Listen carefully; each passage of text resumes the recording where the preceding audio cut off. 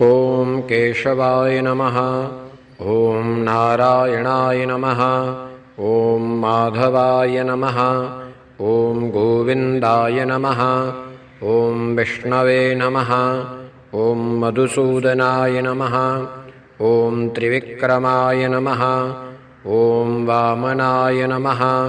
ॐ श्रीधराय नमः। ॐ ऋषिकेशाय नमः। ॐ पद्मनाभाय नमः। ॐ दामोदराय नमः। ॐ सङ्कर्षणाय नमः। ॐ वासुदेवाय नमः। ॐ प्रद्युम्नाय नमः। ॐ अनिरुद्धाय नमः। ॐ पुरुषोत्तमाय नमः। ॐ अधोक्षजाय नमः। ॐ नारसिंहाय नमः। ॐ अच्युताय नमः। ॐ जनार्दनाय नमः।